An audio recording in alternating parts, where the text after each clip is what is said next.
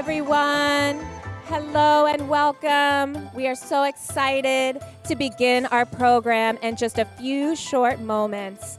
At this time, if you can please start making your way to your seats.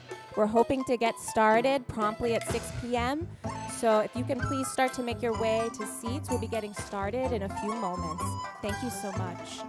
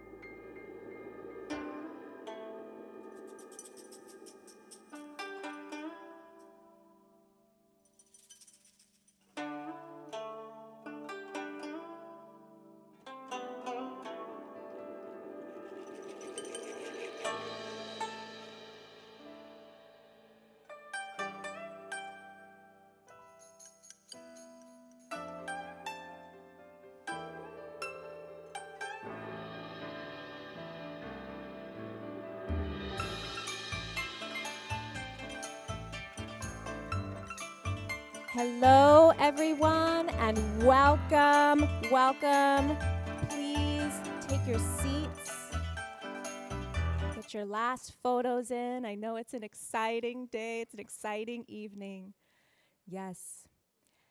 Now, we would like to welcome the Korean American Youth Choir of New York to get us started.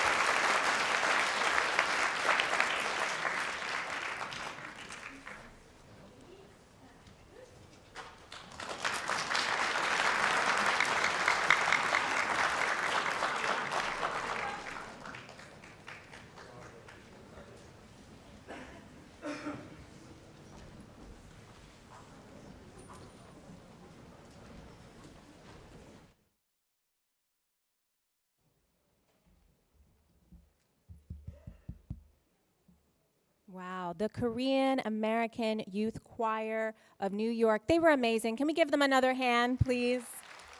Absolutely, absolutely. How is everyone doing tonight? Yes, welcome to the inaugural public meeting of the Asian American and Pacific Islander Commission.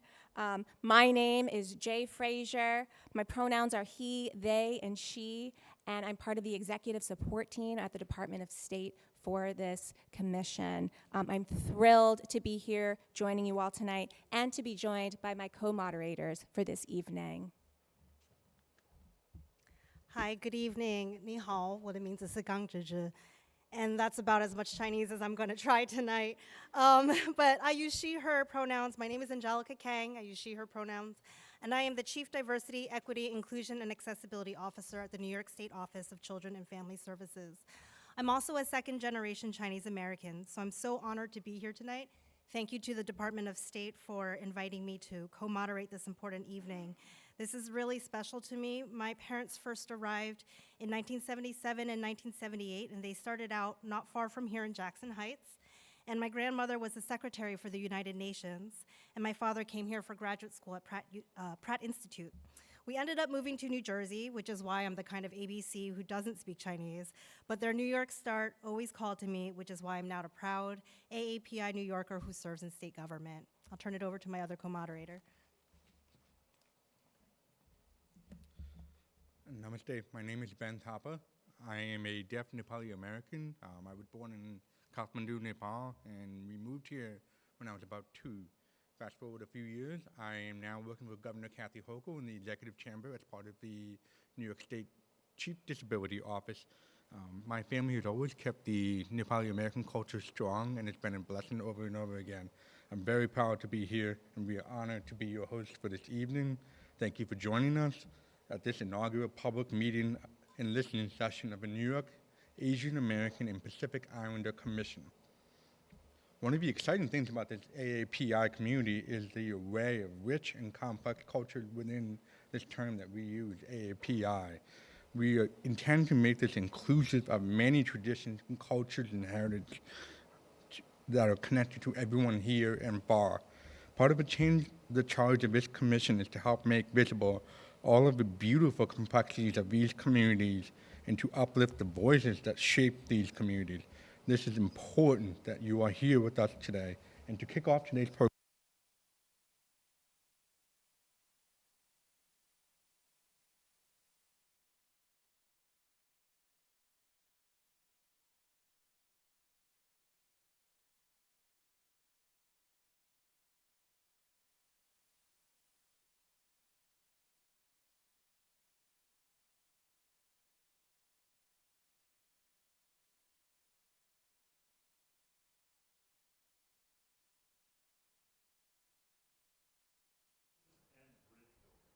I'll be very brief because I know you have business to attend to. I knew that Governor Hochul cared about Asian Americans when 3.5 years ago we were still in the throes of the pandemic. Yet in downtown Flushing, just 2.5 miles from where we are, she attended a rally against the hate crimes that were another virus that afflicted Asian Americans in particular. And she spoke so eloquently that morning, and she pledged that she and the government would do more, and she has followed through. So I know we'll be seeing a short video in a moment, but a big round of applause for the governor of this great state of ours, Kathy Hochul. This is an especially fitting place for the event. The world's borough, as Queens is so often called, Flushing, home to so many immigrants for whom this nation beckoned, as it did to my parents, with freedom and opportunity. And Queens College is privileged to be a civic institution here.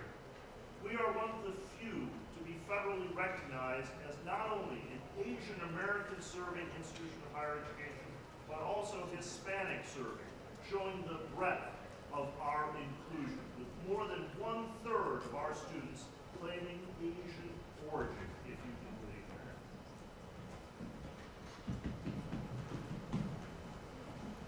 Well, now they took the mic away.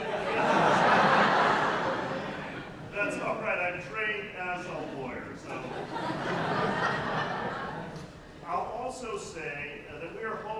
Asian American Asian Research Institute for the entire CUNY system.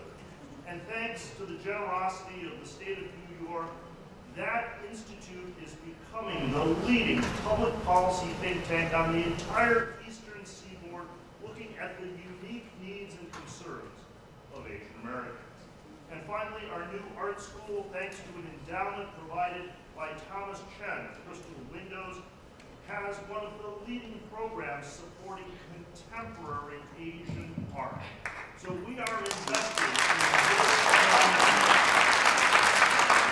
first Asian American to have the honor of serving as president of Queens College. Again, I welcome you to this beautiful campus. I hope you will return again and again and know that this is your home.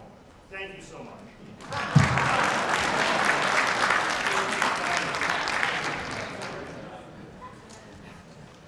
Thank you so much, President Wu. I'm glad they brought the microphone back because I am not a trained lawyer and I do not have that type of vocal projection.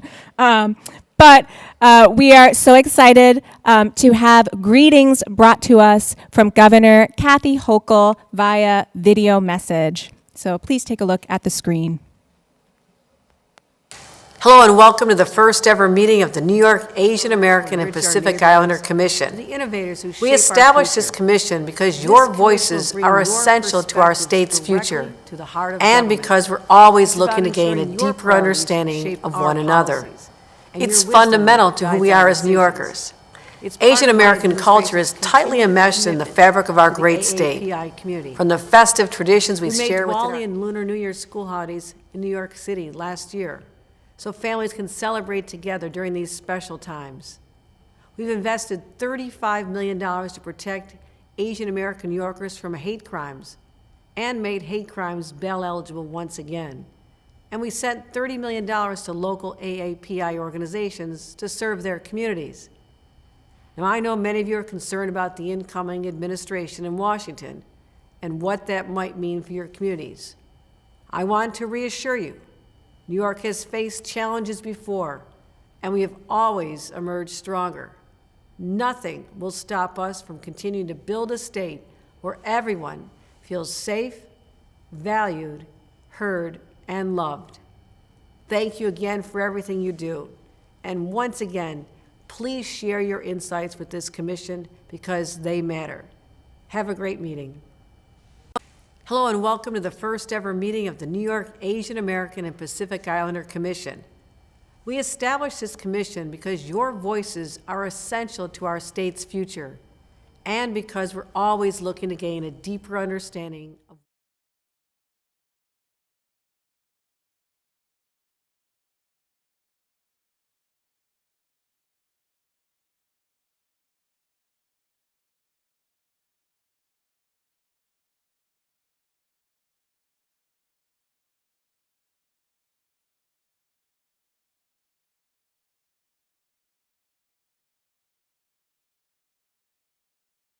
Affairs in the governor's office. It's both my honor and privilege to join you this evening at the inaugural meeting of the New York Asian American and Pacific Islander Commission.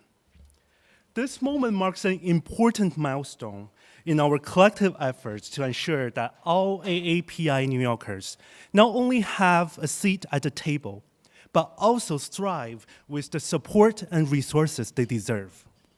The establishment of this commission is a testament to the governor's dedication to inclusivity and progress. When Governor Hochul signed Chapter 43 of Laws of 2024 to establish this commission, she reaffirmed that the voices and needs of the AAPI community are integral to the fabric of our state. In partnership with our communities, we have already achieved so much. Governor Hochul has prioritized small business growth, committing nearly $100 million through the State Small Business Credit Initiative to help AAPI entrepreneurs access capital and expand their operations. Our AAPI students are essential to New York's future, and the governor has made a $10 million investment in literacy practices, followed by $2 million for the creation and implementation of micro-credentials at SUNY and CUNY. and $350,000 each for SUNY's AANHPI Leadership Institute and CUNY's Asian American Research Institute for the very first time. With a historical $1 billion investment in the state's mental health initiative, we have expanded school-based mental health clinics. The alarming rise in anti-Asian hate crimes is unacceptable to Governor Kathy Hochul, and that's why we launched the Hate and Bias Prevention Unit and 10 regional councils to address specific community concerns. As the governor mentioned earlier, we allocated $16 million over the past 2 years to support Asian American community organizations that provide critical resources to fight hate and promote well-being, and another $35 million to enhance security for organizations at high risk of hate crimes and vandalism. She created the Office of Language Access, which has become a national model, expanding language access policies now to cover 12 languages. Thanks to this governor, Lunar New Year and Diwali are now public school holidays. These celebrations are more than days on the calendar. These are reminders of the strength and resilience of our families, our communities, and our shared humanity. And just 2 days ago, for the first time in history, 2 Asian American judges, Associate Justice Lillian Wen and Philip Hom, both appointed by Governor Kathy Hochul to the Supreme Court of the state of New York, had a historic sitting. In a 4-person judicial panel, for the first time in history, 2 AAPI justices were sitting together.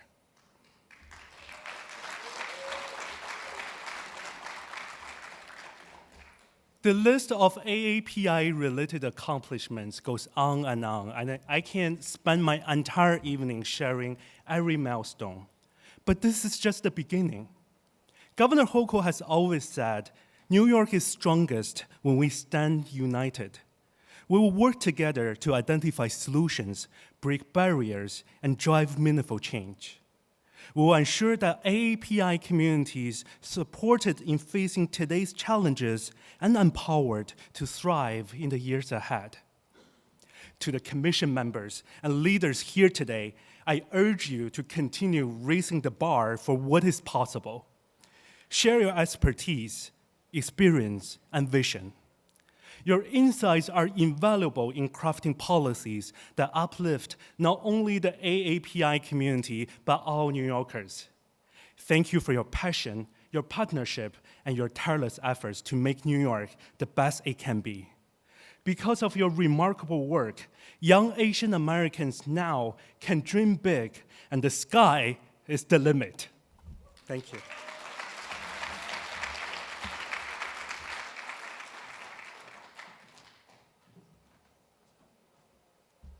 Thank you so much, Sean, for those inspiring remarks. And now I would like to please welcome to the stage New York State Senator Jeremy Cooney.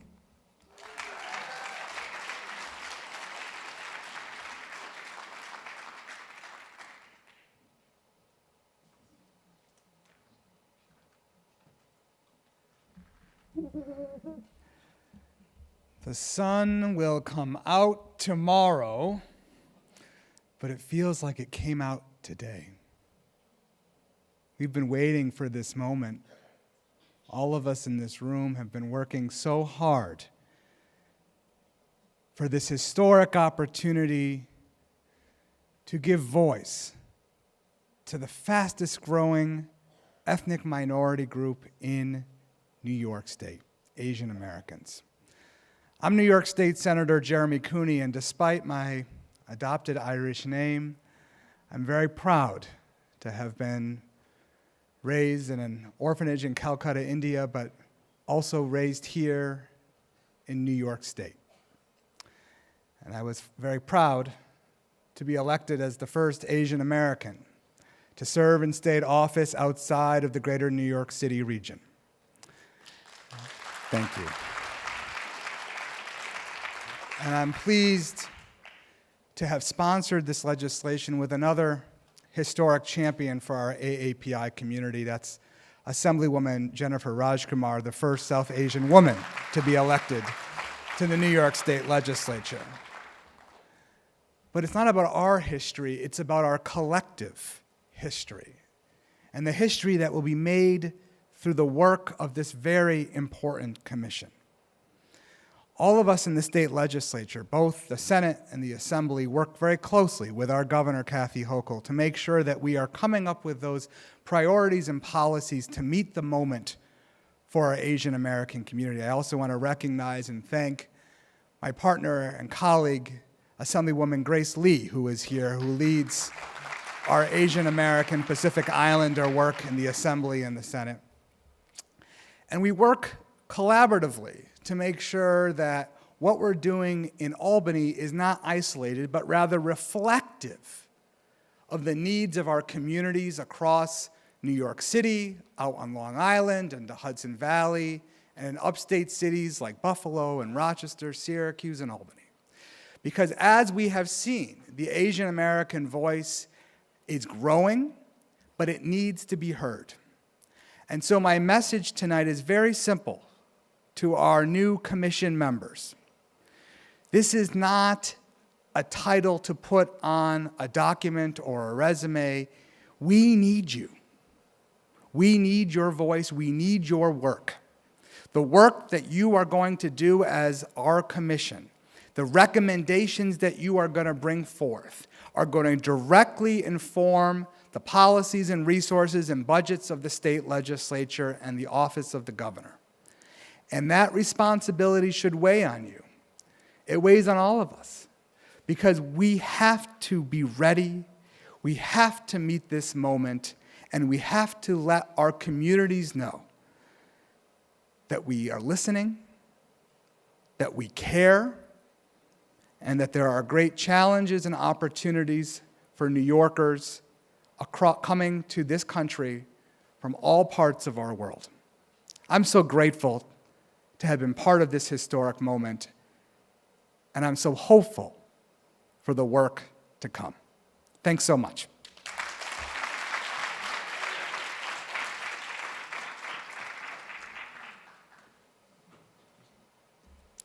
Thank you. And now let's welcome to the stage Assemblywoman Jennifer Rajkumar.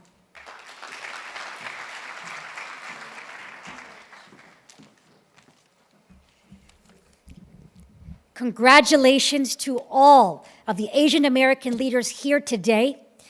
This day is about all of your hard work and achievements. This day is about the limitless potential of our Asian children. Like my own parents, everyone here left everything they knew in their home country and immigrated to America, stepping off the plane onto American soil with just a few dollars in your pocket and the American dream in your heart.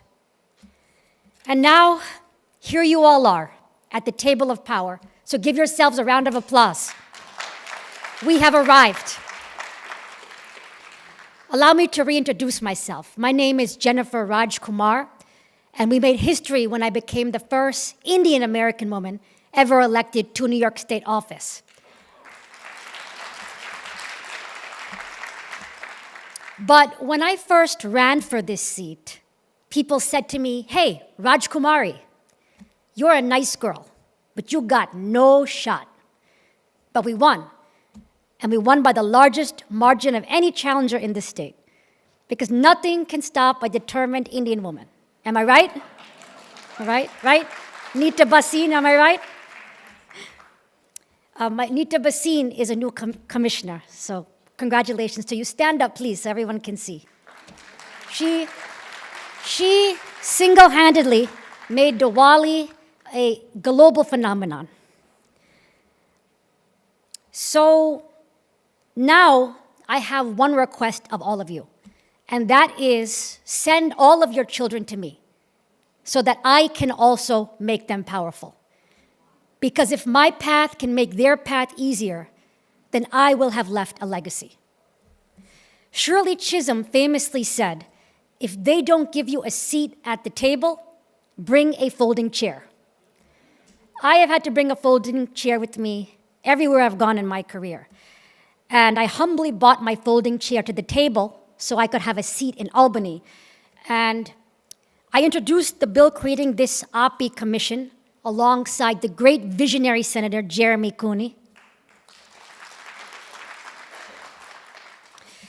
so that we could all have a seat at the table of power as one Asian community.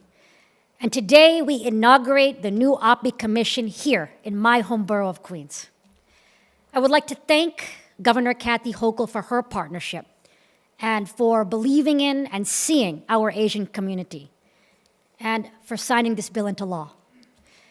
And as the first woman governor of New York State, she knows what it's like to bring her folding chair to the table and to make her own place.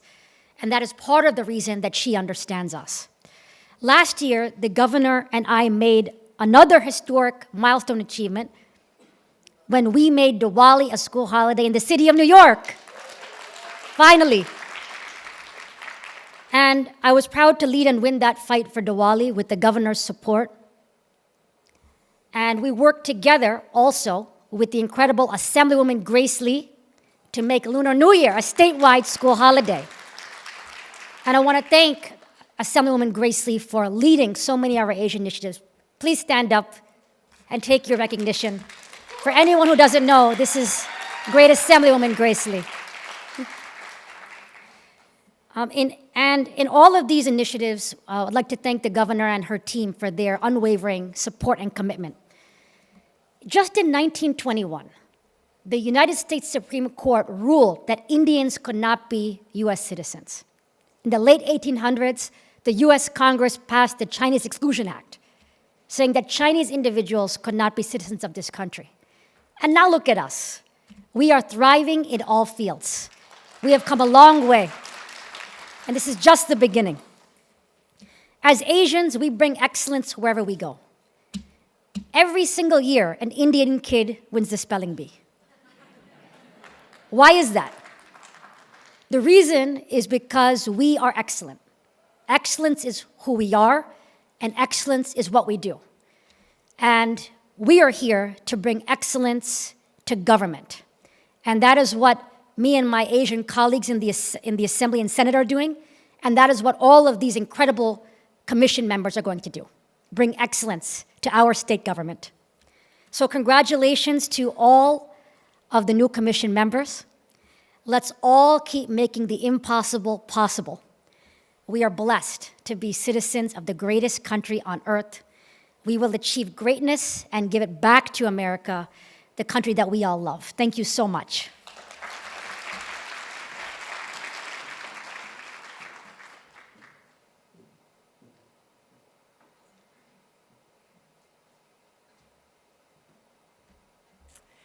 Thank you. And finally, let us give a warm welcome to the chair of the AAPI Commission, Chair Gaurav Vasisht. Well, thank you, everyone. My family came to the United States in 1985. And one of the most amazing memories of growing up in New York, all throughout the late 80s and early 90s, was actually watching Nita Bhasin on television, on ITV. My parents were hooked to ITV and the talk shows. And that's what they did all the time. And if my mom was alive today, she would get such a kick out of the fact that I'm on a commission with Nita Bhasin. So it's amazing. It's amazing to be here, amazing to be on this commission and to chair this commission. I want to first thank President Wu and Queens College for hosting us this evening. I had a very passing interaction with President Wu when I told him that I've read his scholarship. If you get an opportunity to read his books, his academic papers, please definitely do so. It's enlightening and illuminating. And a quick story about Queens College. My sister got her undergraduate degree from Queens College, and I remember as a kid coming to Queens College while she was attending class, finding an empty classroom to read there while she went to class, and then literally every single time getting kicked out by security because I was illegally in a room that I shouldn't have been in. But no longer, I will not get kicked out tonight. I want to thank and acknowledge Senator Cooney and Assemblymember Jennifer Rajkumar, and thank them for their important work on this legislation and beyond. The AAPI communities in New York are approximately 2 million strong, with diverse cultures, traditions, and languages. But what lies behind that diversity, and indeed what binds all of us together, is a lived experience of sacrifice, perseverance, and aspiration. Every one of us has an inspirational story about our own family members. I often think about my mom, but we think about their sacrifices for their children, their perseverance in the face of adversity and injustice, and their struggle to survive and indeed succeed despite the odds. But unfortunately, too often, their stories aren't told, and our voices are left unheard and muted. But as we enter this more uncertain time, perhaps a precarious time for our communities, it's now more important than ever before to tell those stories, to inspire each other, and to try to leave behind a more level playing field. That's why I am so proud of Governor Hochul's leadership and foresight in forming this commission, and humbled by her trust in undertaking this important work. The commission, composed of 13 diverse, distinguished individuals, will develop policy recommendations for the governor and legislative leaders, coordinate programs, implement public education campaigns, and raise awareness. Our shared goal is to enhance the economic, social, and educational well-being, as well as to address the health needs of AAPI communities across New York State. Along the way, we'll be supported by the Department of State, and I want to thank Secretary of State Walter Mosley for this indispensable support. I encourage all of you to actively participate in the public forums, which will be held statewide, and submit comments and ideas to stay informed on the Commission's work in progress. This is only the beginning. Together with your insights, collaboration, and passion, we can forge a path forward toward meaningful change and impactful solutions for our communities. Thank you for being here tonight and for your commitment to this important work. I look forward to working with each of you and all of you in the months and years to come. Thank you so much.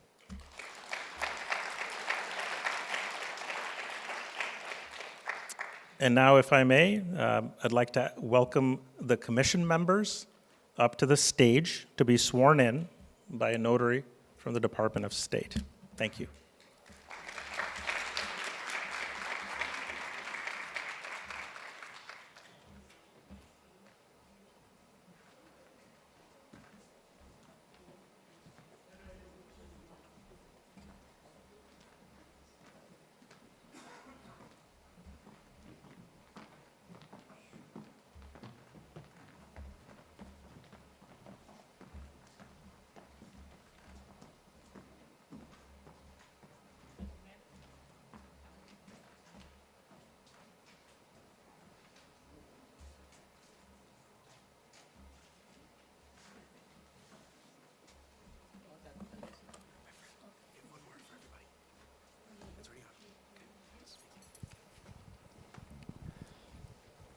Good evening, Chair, and all the members of the Commission.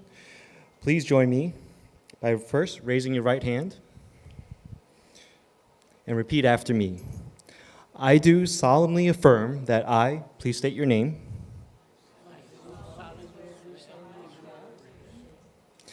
will support the Constitution of the United States of America and the Constitution of the State of New York, and that I will faithfully discharge the duties of the office of Commission Member of the New York Asian American Pacific Islander Commission accordingly to the best of my ability. Thank you. Thank you, and you may be seated.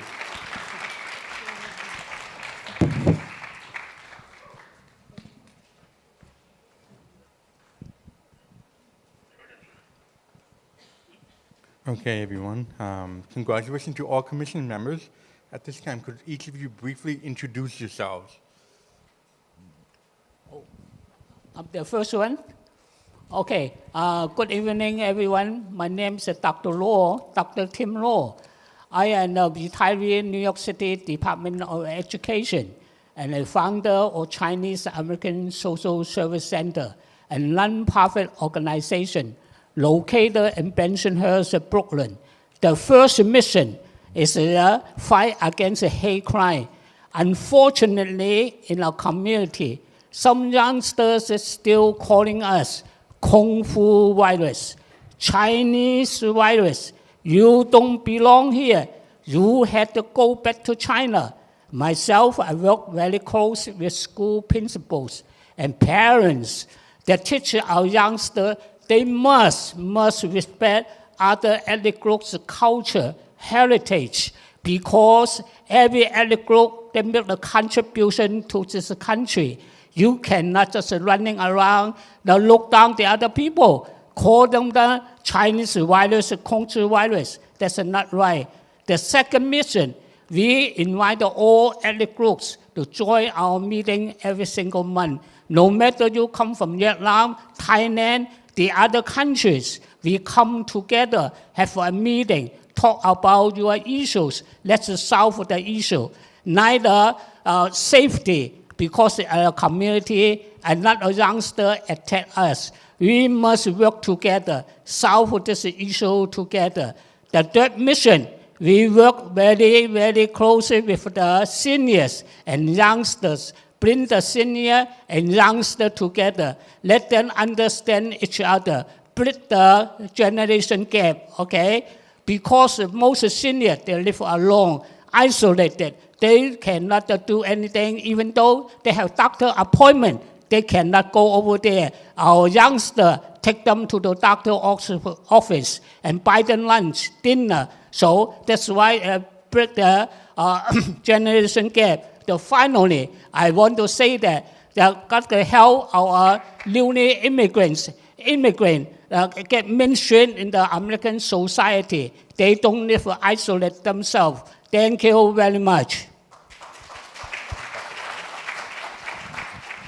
Good evening to you all. Thank you very much, Mr. Chairman, committee members. I'm honored, proud, and glad that I am part of this commission. And all those who participated from the Asian continent, more than half of the world's population we represent. So we all have a very hard and a strong responsibility. We'll hear anything, everything that you have to say. My name is Maf Misbah Uddin. By profession, I'm an actuary. I'm the president of a municipal union in the city of New York, last 25 years. I'm the treasurer of 62 unions. The umbrella is called District Council 37, last 21 years. I founded the Alliance of South Asian American Labor in 2008, where I brought all South Asian into a fold, demanding what we need, what we don't have. Exactly thanking the governor and the senator and assemblywoman you heard from. What they have created today, they have given the same opportunity that we have been looking last 40 years since I arrived. Together, we must do our part. We will hear you. We will recommend that to the governor and those legislators, those who will listen to us, will try to implement. That way we help each other. Let us come together, unify. It is our time. Thank you very much.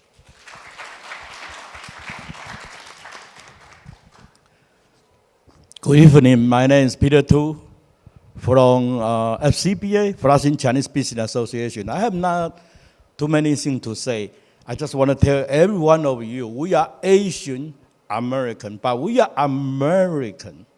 That's why February 1st, in my 29th Lunar New Year's parade, our solution for next year is, I tell all my colleagues, say, love this country, love America more than any Americans, to let them see our value. Thank you.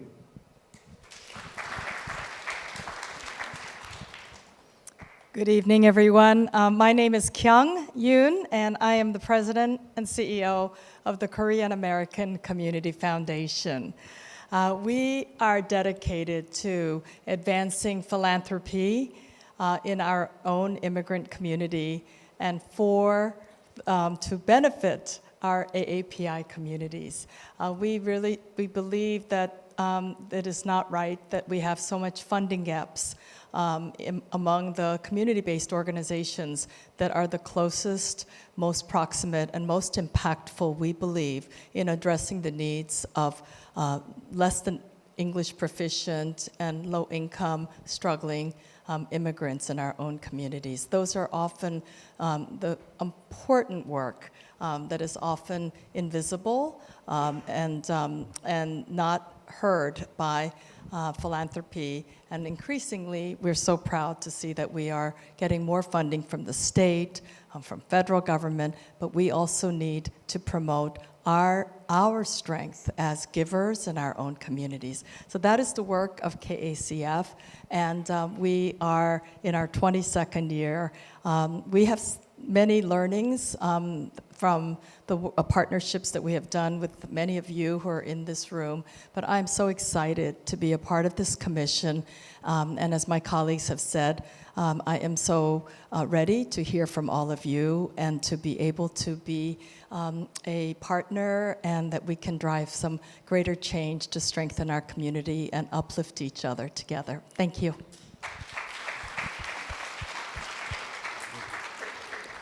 Good evening, everyone.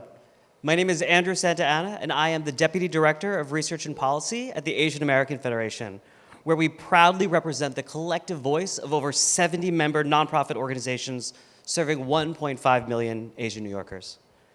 I come to the commission as an attorney, professor, advocate, son of Filipino immigrants, descendant of farmers, a lifelong New Yorker by way of Staten Island, the product of New York City public education, of SUNY Binghamton, and the CUNY School of Law when it was at Queens College. Yeah.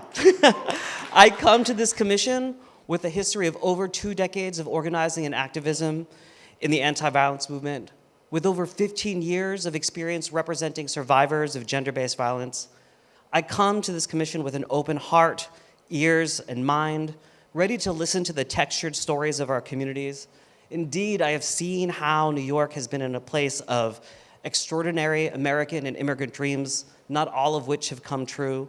New York has been a site of extraordinary success, but also struggle and deep pain. I am ready to hear your stories, voices, and calls for a more nuanced New York, a prouder New York, a more inclusive New York. And as said before, our community is rising, and I'm hopeful to match that visibility and those voices with action. And it is an honor to be a part of this commission and to witness the rising of our communities. Thank you.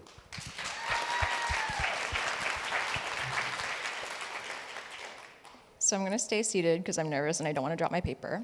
But aloha ahiai kako o Ambrosia kamakana hea salibio kawi ko uinoa no anahula kauai o manokalanipo mai au noho au I lower Hudson Valley o vau he kanaka o iwi a me Filipino no kauai a me honoa'o pi'ilani ko'u ohana.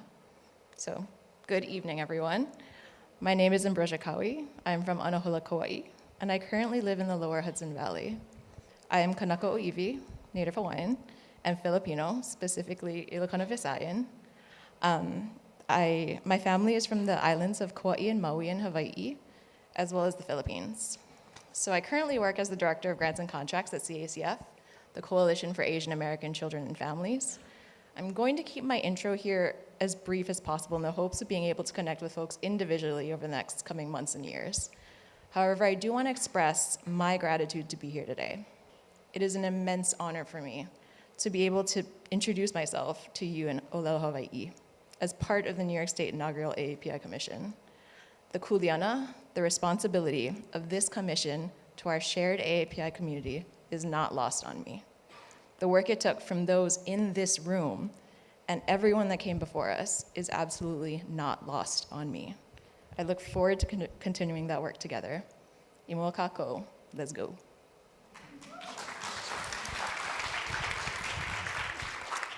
Good evening. I am likewise delighted to be on this inaugural AAPI Commission, and I thank all of you for making the time this blustery New York City evening to join us, and we're eager to hear your comments.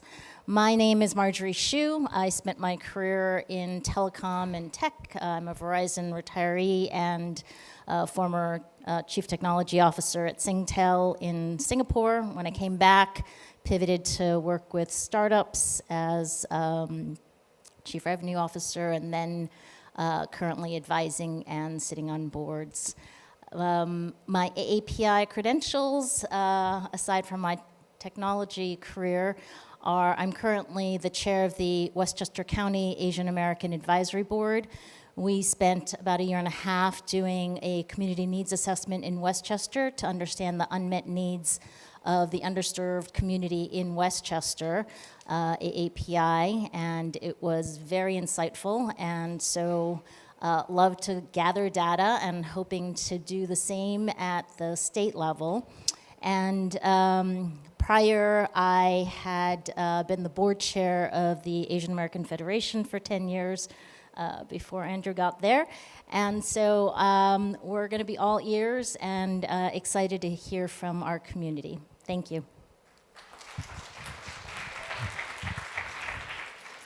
Namaskar, Adab, Sat Sri Akal, and good evening. My name is Nita Bhasin. My introduction has been done by Assemblywoman Jennifer Rajkumar and our Commissioner, Vasisht. I don't want to say more about that. Thank you, Governor Hochul, for this commission, for approving this commission.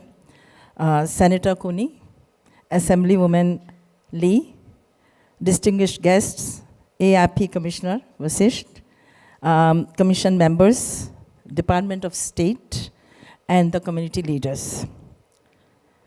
Thank you, Assemblywoman Jennifer Rajkumar, who I call my rock star, my Shakti, for your trust and confidence in me. I'm grateful to you for recommending my name to serve the AIP community at the state level. America is a country of immigrants. We all are here sitting in this room are immigrants. I came with my parents in 1977, 47 years ago, right here in Flushing, and graduated from Queens College. And I have seen the change in the society and community over the years. To have a peaceful society where everyone values and respects the cultural differences of diverse societies, it is essential to educate others from a grassroots level, which means educating children from an early age. If we teach them to value and respect a diverse society, this educational process will allow them to respect children of different cultures and traditions in school. To make New York a better and safer city, our Governor Hochul, my rock star, Assemblywoman Jennifer Rajkumar, and New York City Mayor Eric Adams played a vital role by making Diwali and Lunar New Year, official New York City school holidays. I share a story with you. We have been celebrating Diwali in Times Square since 2013. Our objective has been to spread a message of Diwali, that's love, peace, harmony and unity, inclusion of diversity. But this year's Diwali was very special for us, all of us, because New York City schools were closed for Diwali, which greatly impacted society. I witnessed children and their parents were very curious to know more about Diwali festival. That allowed students and parents to learn how beautiful our values, art, traditions, and cultures are. This is the beginning. We all know that much more work needs to be done to create a better society where everyone lives peacefully and respects each other's cultures. For that, I will work hard alongside my commission members to address the needs of our AIP community. Before I leave, I want to thank a few people who came here to support me. Queensboro Supreme Court Judge Karen Gopi, Supreme Court Judge Lynn, Nitin Garg and his family. Today is their parents' 50th anniversary, but they came here to support me. Thank you, Nitin and Nitika. I would like to thank Tiffany.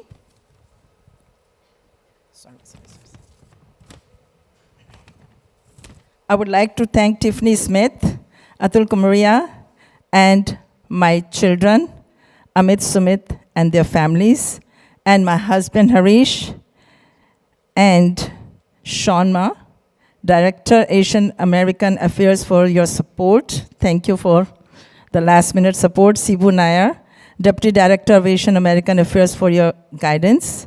And last but not least, my Shakti, Jennifer Rajkumar. Thank you. Dhanyavad. Shukriya.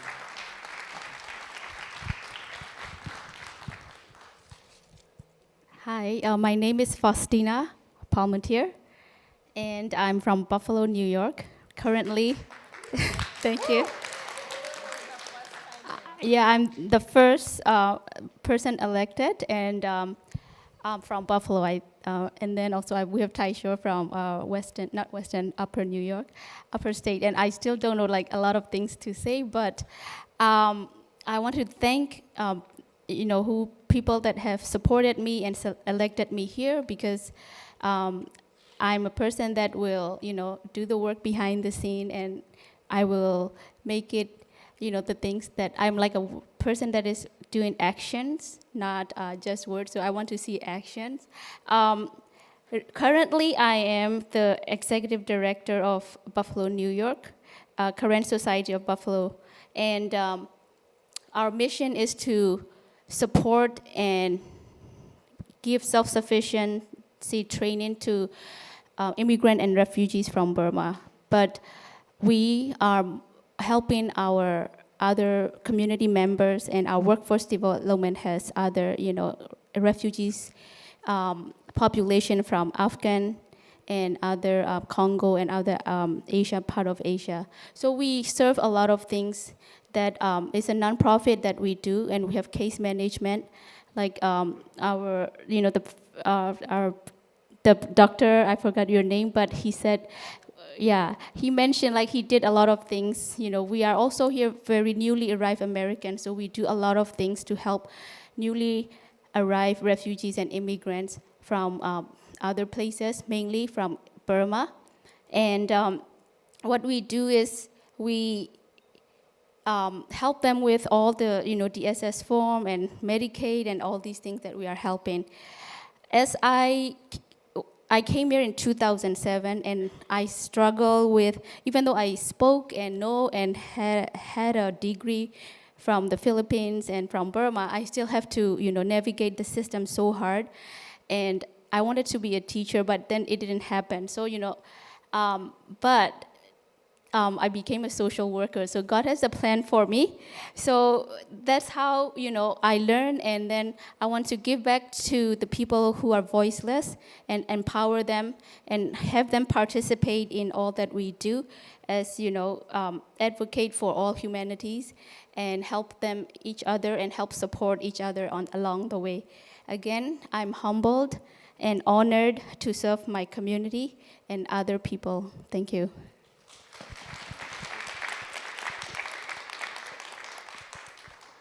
Hi, everyone. My name is Jeffrey Gu, and I'm a co-founder and the policy director at an organization called Make Us Visible. What we do is we work to empower local communities, so parents, students, teachers, neighbors, to advocate for the inclusion of Asian American history in our K-12 schools. We're pretty new as far as organizations go. We've only been around for about 4 years. We were founded in January 2021, but we've had a lot of impact in that time. We've helped pass 7 laws across 5 states providing for that requirement, including in New Jersey, Connecticut, Rhode Island, Florida, and Delaware, and hopefully soon, New York. Outside of Make Us Visible, I'm also on the board of directors for a local community college over in Manhattan called Gutman Community College, right around Bryant Park. I also serve on the advisory board of an organization called Friends of the National Asian Pacific American Museum, which is working to place a national APA museum on the Mall in Washington, D.C., so all of us are represented when we go down to our nation's capital.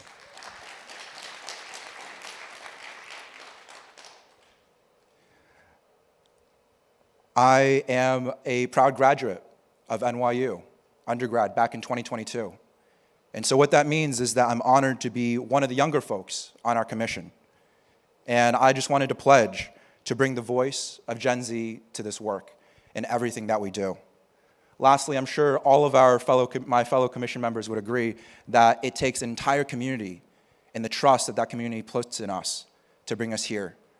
And so with that in mind, I'd be remiss not to give thanks to my mom and dad who are here today, to my best friend, Eddie Tui, who came out from Connecticut, to my mentor, Chloe Sun, to my co-founder, Kate Lee, and to all of Make Us Visible's volunteers and all my friends who are here today. Thank you, and I'm excited to get to work.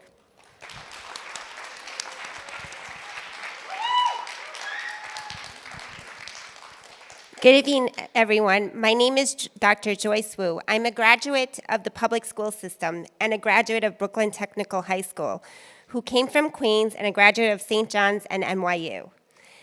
Thank you, Governor Hochul, chairs, the governor's office, elected officials, esteemed guests, Chloe Sun, my mentor, Thomas Chen, and members of the NYGOP Asian American Caucus for giving the AAPI community a voice. To all of you in our community, as a member of the commission, we are listening.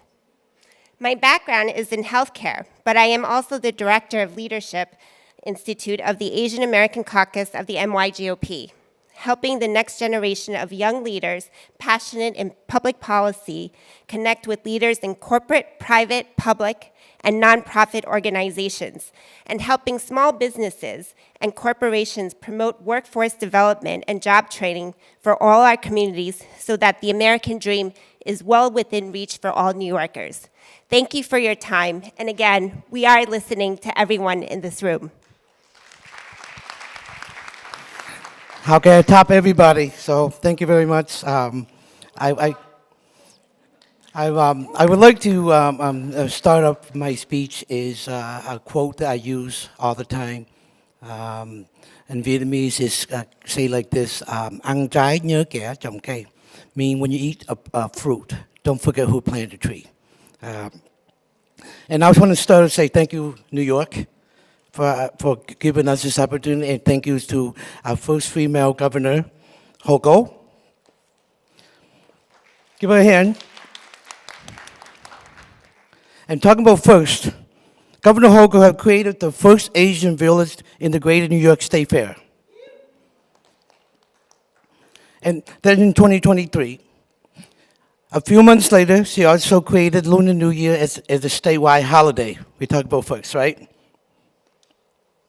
And then after that, she signed it, the Diwali, a holiday to celebrate in New York City. You talk another first. I'm hoping that in the next couple of years that Diwali is going to celebrate throughout the state of New York. And lastly, 4, Governor Hochul created this task force, the first one in 248 years. You're talking about folks. This is what we're talking about. Give Governor Hochul a hand on that one. And also, I'd like to say thank you to the executive chamber, team members, and also AAPI elected official, working so hard to create this team and point out what breaking bamboo ceiling is all about. Right, at AAPI, we're talking about breaking through the glass ceiling. We are breaking through the bamboo ceiling.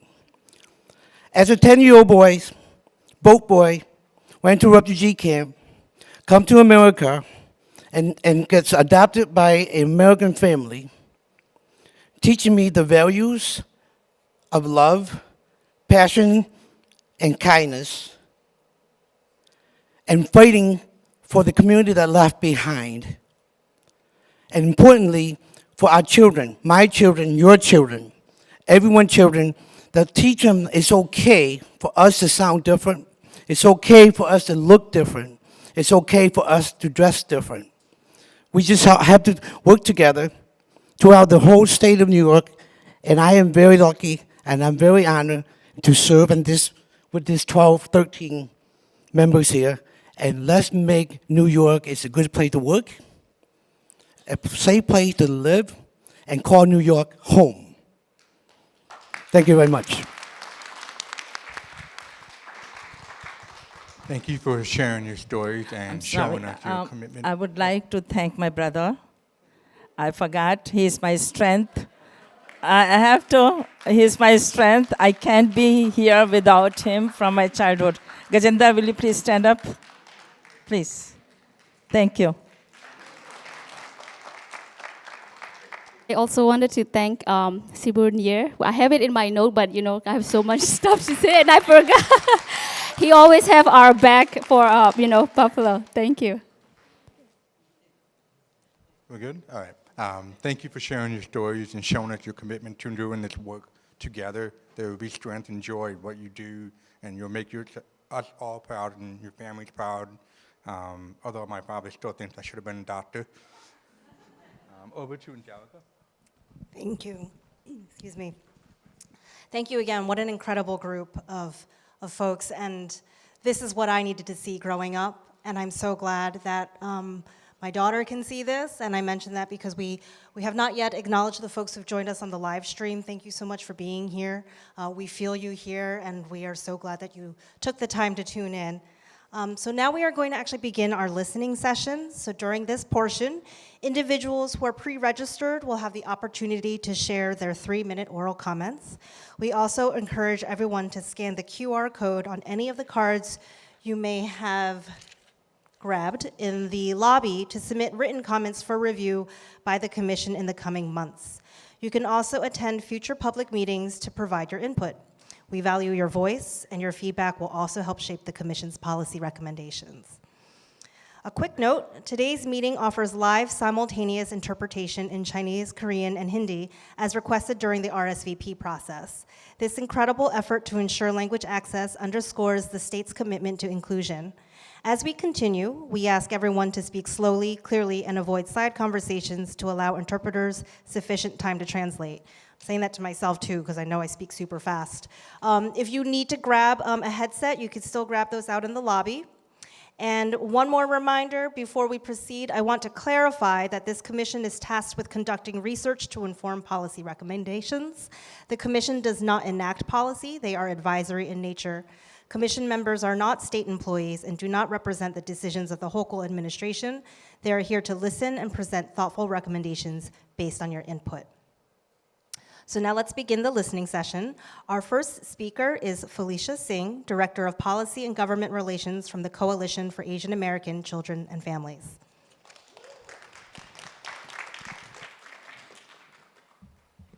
So glad I get to set the tone for public comment today. Good evening. I am Felicia Singh, Director of Policy and Government Relations at the Coalition for Asian American Children and Families, otherwise known as CACF. CACF is the nation's only Pan-Asian children and families advocacy organization. Every day, we work with our member organizations, youth and parent leaders, community allies to push for systemic changes and vital resources to support New Yorkers that struggle the most. Congratulations to commission members, particularly CACF's own Ambrosia Cowie.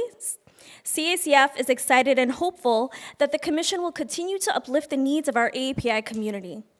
As the commission sets their course for the year, I am here to uplift a few key priorities that CACF and our coalition of over 90 AAPI member organizations would like the commission to prioritize. In 2016 and 2021, CACF led the passing of historic AA-NHPI data disaggregation law in the city and the state. The law would require city and state agencies to disaggregate data of our Asian ethnic groups and Native Hawaiian Pacific Islander ethnic groups and publish such data. CACF has been monitoring implementation of both laws, and many city and state agencies have yet to comply to this law. That means that city and state agencies do not have an accurate capture of our communities in order to best fund and resource us. CACF calls on the commission to support advocacy of the implementation of this law as a prime focus. CACF co-leads with Asian American Federation the AAPI Equity Budget Coalition, a coalition of over 130 AAPI organizations serving communities across the state. In 2024, we restored funding of $30 million that went across the state. Thank you. Community organizations provide critical social and health programs, services, as well as safety and well-being to our communities. It is critical to continue this funding, as we will see cuts to federal support in the state. CACF calls the commission to advocate for $54.35 million in funding for the AAPI community through the AAPI equity budget. Lastly, CACF envisions equitable, inclusive, and engaging school systems that truly serve the public and meet the needs of each individual student. In particular, inclusive curriculum is of great importance as our education systems are at risk at the federal level. The impact of inclusive curriculum is one way to address hate bias bullying while combating ignorance.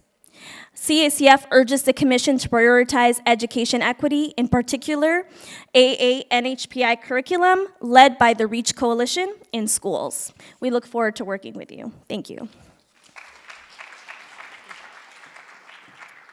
Thank you. Next, we welcome Hussein Yataberry, Executive Director of the Muslim Community Network.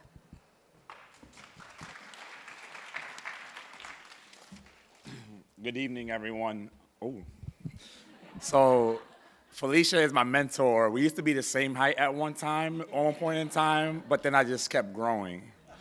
Good evening, everyone. My name is Hussein Yataberry, and I'm honored to be here before all of you as Executive Director of Muslim Community Network. Before I get started, I would like for you to give another round of applause to all these lovely people on stage.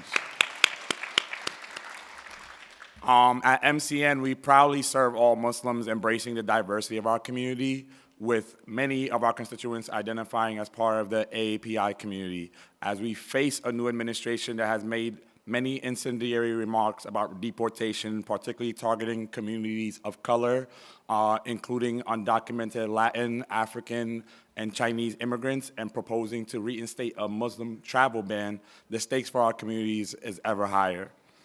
These policies threaten the very safety and dignity of AAPI and Muslim communities across New York and beyond. To meet these urgent challenges, I want to reiterate what Felicia said. It is imperative that the proposed $54.35 million for the AAPI Equity Budget Coalition be fully funded in the upcoming legislative year. This funding supports community-based organizations that are the lifelines for millions of individuals, providing essential services such as healthcare, housing, education, and legal aid. Other policy protections that's going to really protect immigrant communities is funding the CARE campaign that ensures access to immigration legal services for undocumented families and protect them from unjust deportations. Also, passing acts like the Access to Representation Act, the BUILD Act, and New York for All Act will stop local institutions from collaborating with ICE, protect sensitive information, and ensure that state resources are not misused for federal enforcement. We must fully fund the AAPI equity budget, the CARE campaign, and pass critical protections for our communities and ensure none of these communities face these threats alone. Together, we can ensure that AAPI Muslim and immigrant communities are safe, supported, and empowered to thrive. Thank you. Thank you. I guess I'm going to need this one. Next, we have Rich Baum, President and CEO of the Educational Alliance.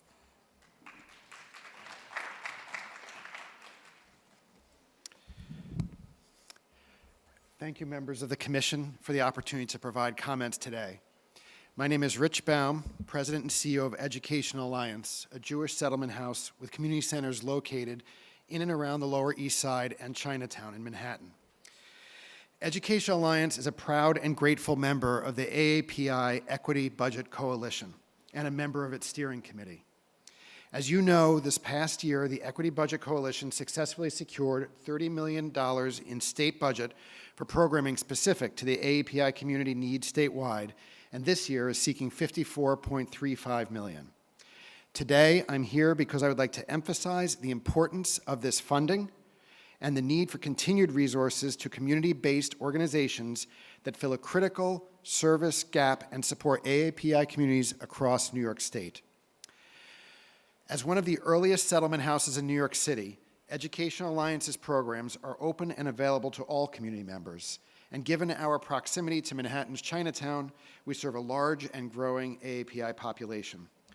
Our organizational scale and multifunctional space uniquely allows us to offer programs and services that our surrounding AAPI community needs, including outstanding early childhood programs, a large-scale state-of-the-art kitchen to prepare thousands of meals for older adults, robust arts programming, and an expert team of multilingual social workers.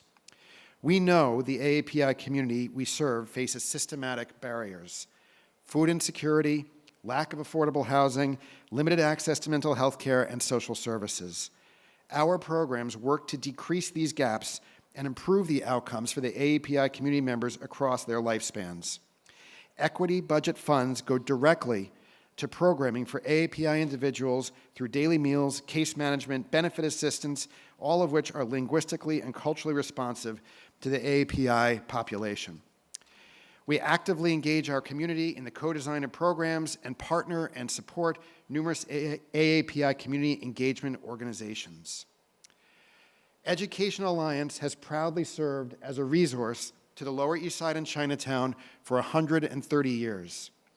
As we head into 2025, organizations that serve immigrant populations, such as ours, face numerous uncertainties.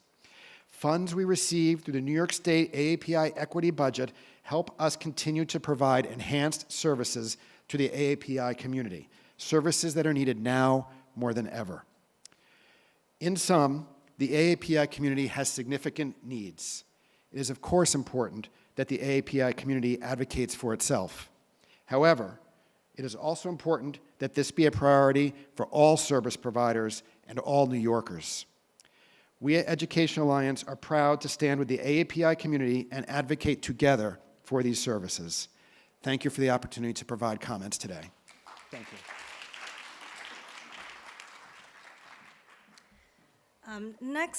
The next speaker, we're not sure if you're here because we don't know if you checked in or not. Yes? Oh, you did. Great. Okay, so our next speaker is Thomas Joy, Vice President of the Suffolk County Police Asian Jade Society. Thank you. Good evening, everybody. My name is Thomas Joy. I'm a veteran, I'm a police officer, and a proud Long Islander. Congratulations to the Commission, especially our Chairman Gaurav and my dear friend Ty. You have a lot of work ahead of you, and I'm sure you'll get to it. The last 6 years has been monumental for the AAPI community in New York State. With the election of John Liu and New York State Senator Kevin Thomas from Long Island, we have been on this monumental path, blazing our way through New York State. But there's one person in particular that has been connecting Asian Americans all across New York State. Today, I have friends from Albany, from Rochester, from Buffalo, in the city, in Westchester, and that is through the efforts of one man in the governor's office, that is Mr. Sibu Nair, led by Sean May. Sibu Nair, can you please stand up? Thank you for the great work that you do. We all appreciate you. There are two things I would like to bring to your attention for the commission. There is a program called the federal, it's a federal program administered through the states. It is for houses of worship and nonprofits. It is to fortify the houses of worship and nonprofits against hate crimes and terrorist attacks. This federal program administered through the states, we had to apply for these grants. But the Muslim, Hindu, and other minority communities are unable to apply for these grants because it's too complicated.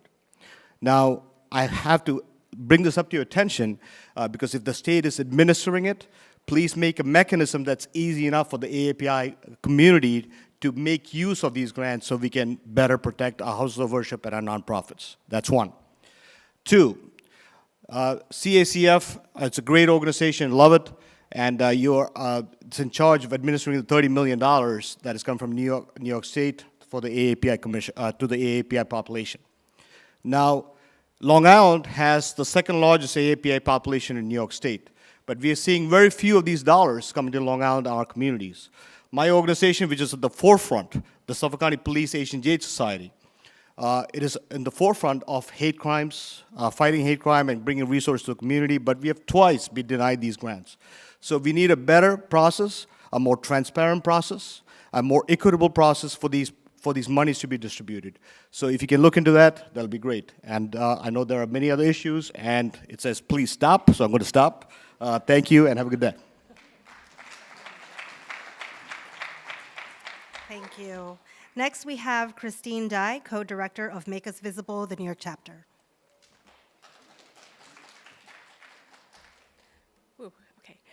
Hi, I'm Christine Dye. I'm one of the co-directors of Make Us Visible New York.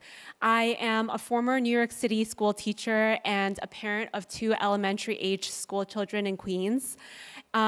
We believe that learning about Asian American, Native Hawaiian, and Pacific Islander history will help to reduce the amount of anti-Asian hate and bullying.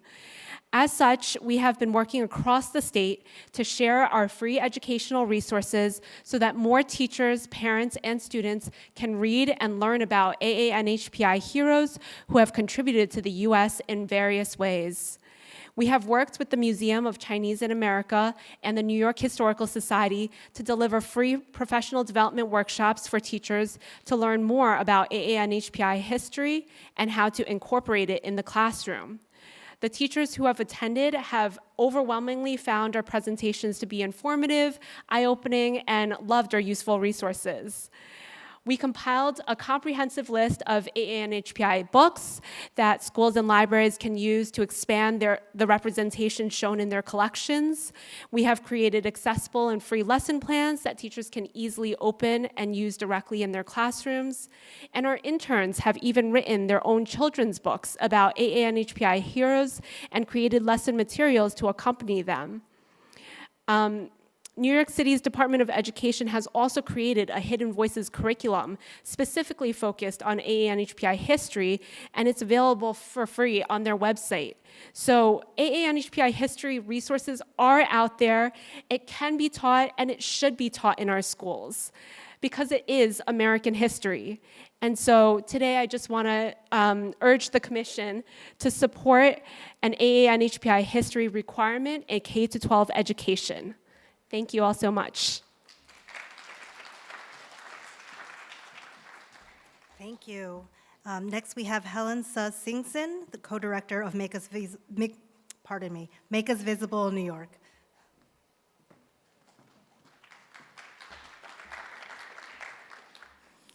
Good evening. Commissioners, congratulations. I appreciate the opportunity to provide a public comment today. My name is Helen Sussingson, one of the co-directors of Make Us Visible New York. I am a lifelong New Yorker and parent of 2 elementary-age school children on Long Island. I brought something to share with you all today. Over the past several months, we have spearheaded an organizational sign-on letter urging the state legislature to adopt a K-12 Asian American, Native Hawaiian, and Pacific Islander history requirement. We are excited to share that more than 130 AA and HPI serving organizations, including some that are here with us today, representing a diverse cross-section of ethnicities, religions, missions, and ideological beliefs across New York State, have signed on in agreement. Our coalition of organizations agree that requiring the teaching of AA and HPI history is a necessary step in bolstering the mental health and sense of belonging of AA and HPI students. For all New Yorkers, it would foster a stronger sense of community and shared history, help to combat bullying and hate, as well as underlining the struggles and values that connect all of us as Americans. We strongly urge the Commission to support a requirement of AA and HPI history to be taught and integrated within K-12 schools. Thank you so much. Thank you. Next, we have Jessica Chen, Artistic Director and Choreographer of the J. Chen Project.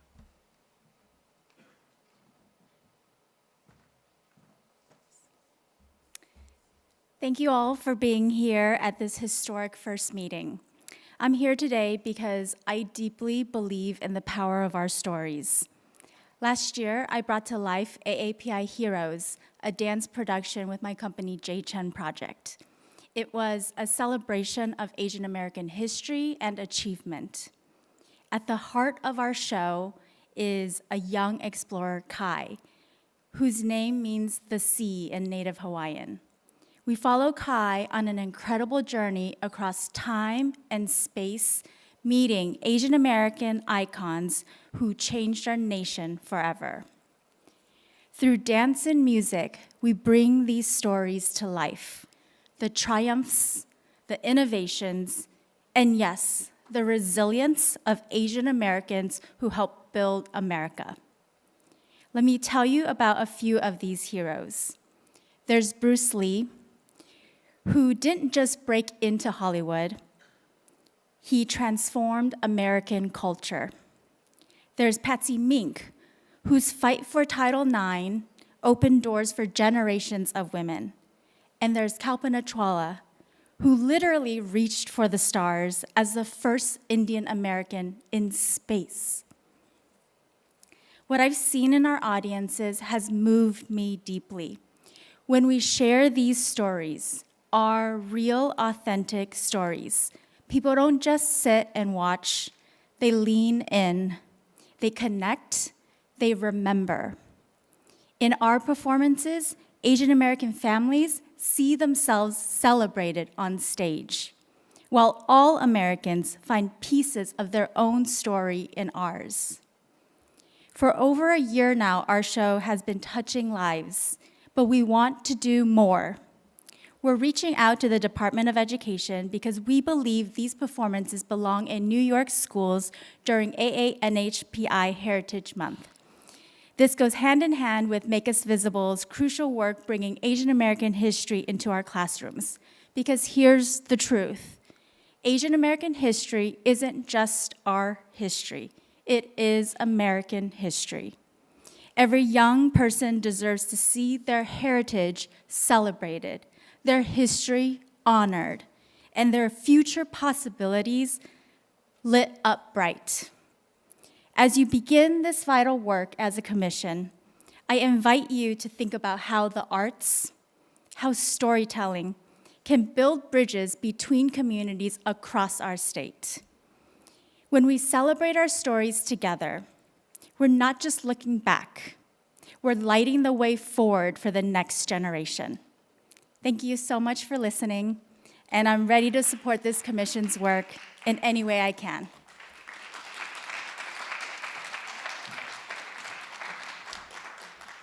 Thank you. Next, we have Jihei Fisher, Executive Director of the Korean American Family Service Center.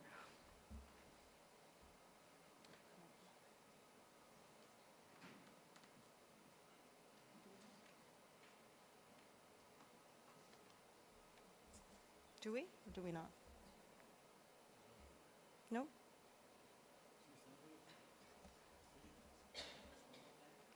We try. Oh, say the name one more time. Okay, Jihei Fisher, Executive Director of the Korean American Family Service Center. I don't see. No? Okay, so we will move on, but if Jihei comes back, certainly the time is yours.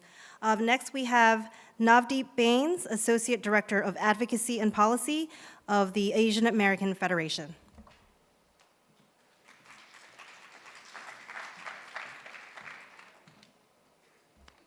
Good evening and Sat Sri Akal.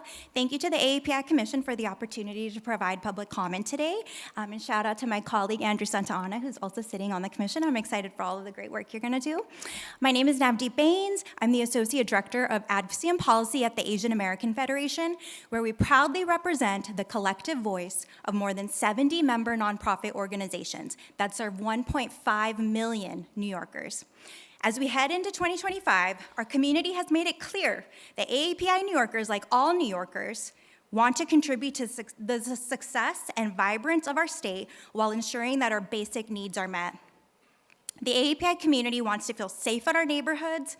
We want access to mental health care and economic opportunities. We want to make our voices heard as well through increased civic engagement and representation. As the Commission embarks on the tough work ahead, please keep in mind some important priorities where you can use your influence. One of them includes budget advocacy and ensuring that our communities are adequately funded. At AAF, we believe that budgets are a statement of values, and the New York State budget sends a signal about what and who is considered important. There are over 2 million AAPI New Yorkers, and we're continuing to grow, especially upstate and in Long Island, but we remain a small percentage of the New York State budget. I want to lift up the AAPI Equity Budget Coalition that AAF proudly co-sponsors with CACF, which unites over 130 AAPI leading and serving organizations across the state. Last year, the EBC secured $30 million, and while we're incredibly grateful for that win, it's still a small fraction of the entire New York State budget, just 0.01%.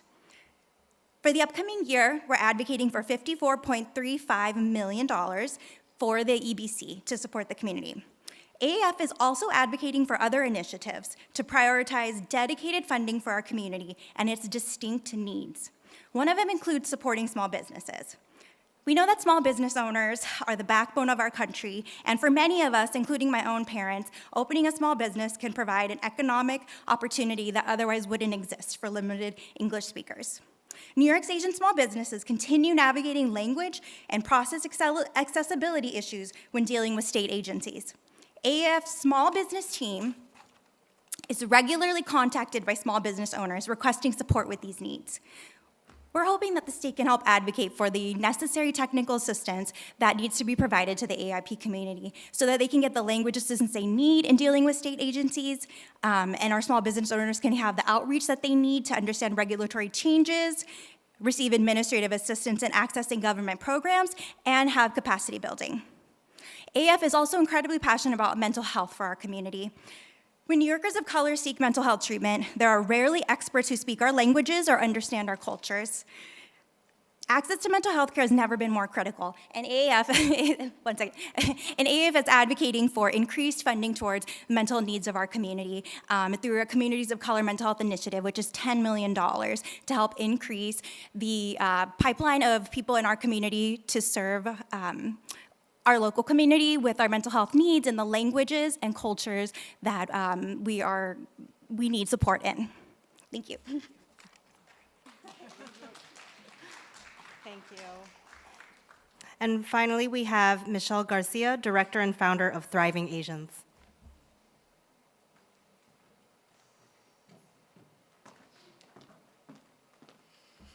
Hello, my name is Michelle Garcia, Filipino American from Long Island, New York. and I am the founder and director of Thriving Asians, an organization dedicated to uplifting the mental health, leadership, and holistic success of Asian Americans. Mental health challenges have long been a silent struggle for many members of our community, especially now with the lasting effects of anti-AA and HPI hate since the pandemic. So many of us struggle for fear of our safety, experience isolation, loneliness, bullying, othering, and mental health challenges. While our community is underrepresented in mental health research, here is what we know. Our youth are struggling. Asian American adolescents have the lowest self-esteem scores despite having the highest academic achievement scores. 80% of youth have experienced bullying, and our high schoolers think and attempt suicide at higher rates compared to white students. Our girls and our women are struggling, with Asian American young women and senior women having the highest suicide rates among their age groups. And suicide is an urgent crisis, with Asian Americans as the only racial group to die by suicide as a leading cause of death. Yet, these issues go largely unaddressed due to cultural stigma, with us being the least likely racial group to seek mental health support. In effort to address these issues, we urge for support on the following causes: a state proclamation recognizing May 10th as National AA and HPI Mental Health Day, efforts which have been led by NAPIMA. The submitted state proclamation would include New York State as a pioneer in AA and HPI mental health advocacy, joining 7 other states that have already done so. New York State can send a strong message about the importance of acknowledging the unique mental health experiences and needs of our community. And the day can spur change by urging health agencies to ensure culturally and linguistically appropriate care for Asian Americans, and can spark new initiatives in the form of services, advocacy, education, and community partnerships across the state. We also urge for a statewide mandate for Asian American history education to be taught in all K-12 schools, efforts which have been led by Make Us Visible New York. Teaching Asian American history elevates our community narratives of struggle and resilience, and representation can yield an increase in cross-cultural understanding, empathy, and mutual respect towards AA and HPIs, thus reducing anti-Asian bullying in schools. For Asian youth themselves, this visibility can promote feelings of cultural pride, identity affirmation, and social belonging, all of which are protective factors supporting student self-esteem and mental health resiliency. Additionally, we urge for support on funding for community-based mental health education, as AA and HPIs are most receptive to receiving mental health support when encouraged and taught by their fellow community members. Higher education and workforce development opportunities for AA and HPI youth and young professionals to increase our leadership in this field. Professional development trainings on AA and HPI community issues for healthcare providers and educators, and community-based research on mental health experiences of AA and HPIs across New York State, especially beyond New York City. So thank you to the Commission for consideration of these issues and proposed solutions. We hope that as these efforts continue to grow, you keep in mind mental health as a means for all AA and HPI New Yorkers to thrive. Thank you. Thank you so much to everyone who shared their thoughts and recommendations today. This closes the listening session. Your voices are essential to our mission, and I would even say that just this alone makes me feel a lot less alone in my everyday work and advocacy. So thank you. Yes, thank you so much, everyone, for submitting this important testimony. And now, before we go on to our final remarks and closing of the program, I just want to take a moment to really acknowledge and also welcome up the elected officials that we still have here in the room. If I could invite up, please, as well, some of the team here at the Department of State and others from the Executive Chamber to come take a photo with the Commission members to just really remark and hold this moment before we continue on with the program. I know Commissioner Lily Fan, I know we saw you in the audience as well. If you could please come and join us. Thank you so much for being here. Jim Leary, if you come on up. Nicole Jean, please. Just one moment for a quick photo before we close our program. You can enter from that side of the stage. Excellent.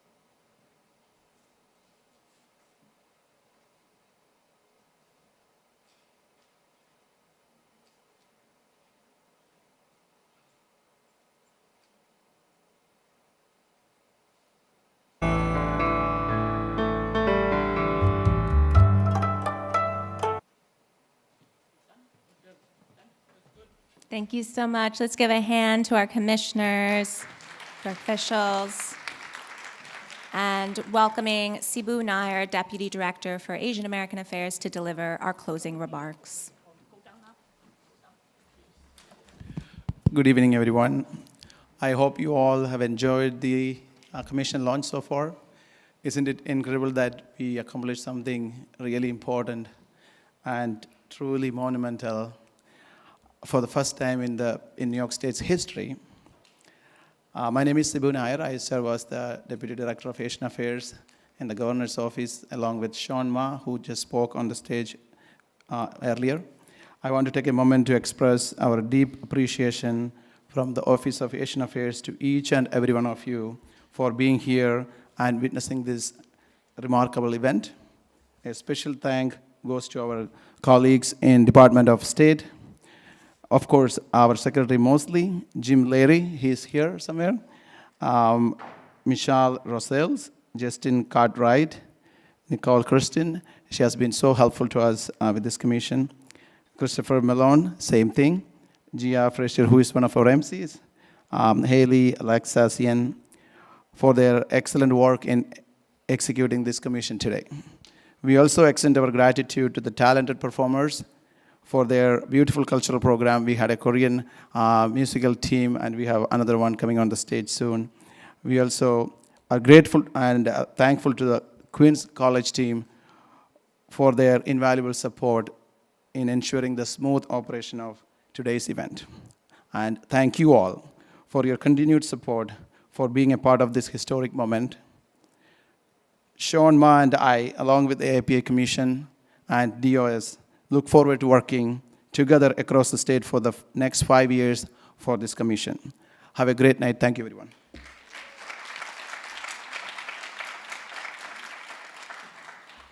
Thank you so much, Sibu. And before we move on, commissioners, thank you so much for your time. I'm going to invite you to exit the stage and return to your seats for the wonderful performance that we have coming up to close us out. Let's give them a round of applause.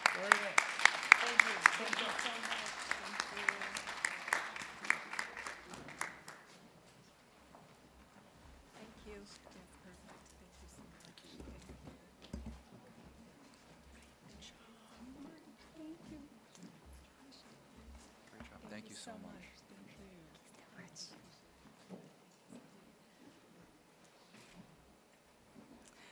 Wonderful. And now, to close our program on a high note, we have one more performance led by Artistic Director Bindaya Sabernath, the director of the Mayura School for the Arts. A quick word on Mayura. Mayura's vision is to instill in students a love for Indian classical dance and to provide guidance and encouragement that supports the development of a true dancer's grace, perfection, and perseverance. Sounds exciting. So please join me in welcoming Mayura School of the Arts to the stage.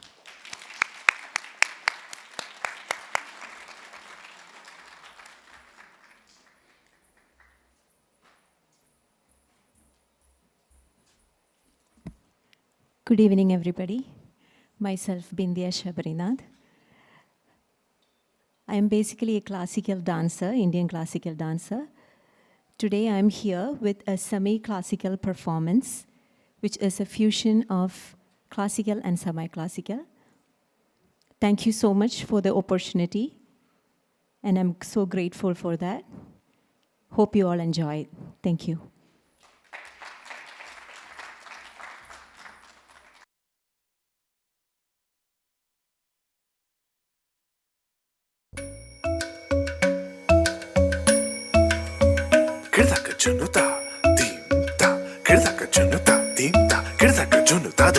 Dhum ta na na na na dhum ta na na na na dhum agappa dhum ta na na de na na na na na dhum agasa ragir da dhum da da di ra na na na na na na da da da dhum da da da dhum da da dhum da na na na de na na na na na dum kirtana tirana gama gama maga ma ba maga zani sa kirtana tirana gama gama maga ma ba maga zani sa kirtana tirana gama gama maga ma ba maga zani sa come now follow my lead come now follow my lead I'm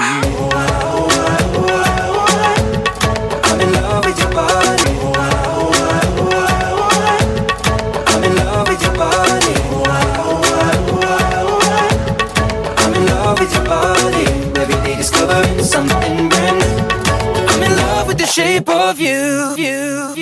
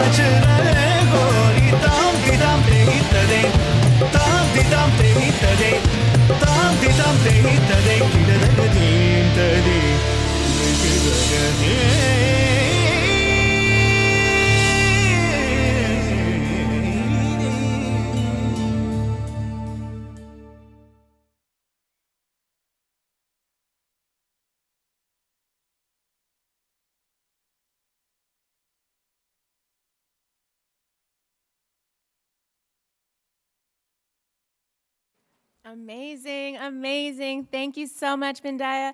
Thank you so much to all of you for coming out tonight and contributing to this very important conversation. It's just the beginning. They're just getting started. We want to, again, just welcome you and thank you. Continue this conversation. Again, if you took a palm card outside, you can scan that QR code and continue to stay in conversation with the commission members.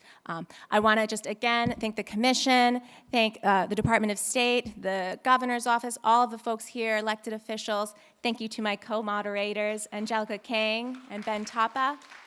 Ben, Angelica, any parting words? No, that's it. Thank you. And thank you all. Have a wonderful evening. Thank you for joining.